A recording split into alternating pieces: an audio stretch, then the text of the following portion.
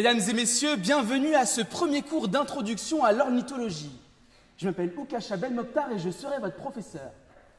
Alors, l'ornithologie, c'est l'étude du comportement des oiseaux. Mais rassurez-vous, ce cours ne sera pas seulement théorique, mais aussi très pratique, parce que nous aurons la chance d'étudier plusieurs espèces d'oiseaux. Pour ce faire, direction ma contrée natale, Ivry-Courcouronnes, en banlieue parisienne.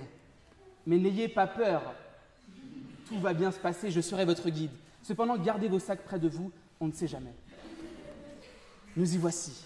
Ouvrez bien les yeux, observez cette jungle de béton où la nature semble avoir repris ses droits. Ici, c'est la loi du plus fort qui gouverne. Certains sont assez puissants pour marcher seuls, d'autres s'organisent en meute dans l'espoir que le groupe leur permettra de survivre, et les faibles proies sont toujours sur le qui-vive, à l'affût du moindre danger. Mais aujourd'hui, ce sont les oiseaux que nous étudierons. Moi, j'ai toujours adoré les oiseaux. Plus jeune, c'était leur ramage qui m'avait conquis. J'écoutais leurs chants comme on écoute des promesses. J'y ai cru et j'ai aimé. Mais j'avais oublié une chose essentielle. Ce n'est pas le ramage qu'il faut croire, c'est le plumage qu'il faut peser. Et si seulement je l'avais compris à l'époque, si seulement j'avais donné du poids à la plume. Oh, tiens, vous le voyez là? Mais juste là. Coloré, charmant, spectaculaire, un vrai beau parleur avec son énorme bec et son discours bien huilé. C'est un toucan. Chaque mot qu'il dit sort avec style. Chaque phrase vous caresse là où vous aimeriez qu'on le fasse. C'en est presque poétique. Et j'ose le dire, c'est presque érotique. Il vous donne l'impression d'être unique, d'être l'élu de son chant. Mais attention, il ne fait que parler. Il ne laisse aucune trace, pas un mot écrit, pas une promesse gravée dans l'encre. Tout est oral, éphémère et jetable. Et si je peux vous en parler, c'est parce que moi je suis déjà tombé dans le piège d'un toucan. J'ai écouté, j'ai cru et honte à moi. J'ai aimé. Car voyez-vous, les mots s'envolent, mais les écrits, eux restent. Et moi, je n'avais rien à relire, rien à relier. Bon, j'ai compris plus tard qu'il voulait simplement montrer son petit oiseau. Mais si j'avais donné du poids à la plume, j'aurais su qu'un engagement réel et sincère s'écrit, se construit, se signe. Parce que c'est trop facile de balancer des mots et des promesses pour n'en tenir aucune. Mais quand on les couche sur le papier, elles prennent un poids, une réalité, on tient une preuve. Un engagement qu'on peut opposer. Parce qu'écrire, c'est prendre position. C'est affirmer qu'on ne fera pas marche arrière. C'est accepter de laisser une trace, de s'engager avec des conséquences. Et c'est pour cela qu'il faut donner du poids à la plume. Pour ne pas tomber dans le piège des beaux parleurs.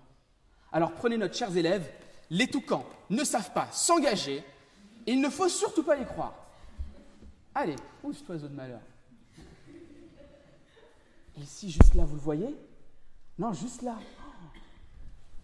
Un spécimen que je connais bien. Un oiseau rare, un peu pâteau, le kakapo. Il ne vole pas, il ne brille pas, mais il reste. Alors oui, ce n'est pas le plus intelligent, ni même le plus fort, et encore moins le plus beau. Mais il a du cœur. Et ça, c'est déjà pas mal. Et en plus de ça, il a une plume sincère, lourde et pleine de sens. Il m'écrivait de tout. Des messages maladroits, des lettres trop longues, des poèmes, pardon de le dire devant tout le monde, un peu cucu, mais sincères. Des mots simples, mais vrais. Et moi, je n'ai pas su lire. Je n'ai pas voulu lire. Je n'ai pas donné de poids à cette plume. Je cherchais les feux d'artifice, les spectacles, les grandes envolées. Je voulais que ça vole et que ça virevolte. Mais j'ai oublié une chose. Ce qui est lourd tient au sol. Et pourtant, j'aurais dû m'en souvenir. Moi qui, au collège, mesurais 1,50 m pour 80 kg, je n'étais jamais voltigeur en acrosport. J'avais oublié que les plumes les plus denses empêchent peut-être l'envol, mais elles empêchent aussi la fuite, qu'un amour profond ne s'élève pas dans les airs, mais s'ancre dans le réel. Et peut-être qu'en ne donnant pas de poids à sa plume, j'ai laissé partir l'amour le plus solide que j'aurais pu connaître. Alors je vais le dire devant tout le monde, tu me manques. Reviens-moi. Alors oui, il faut donner du poids à la plume, parce qu'elles disent que la parole oublie, parce qu'elles gravent ce que le cœur ne sait pas toujours montrer.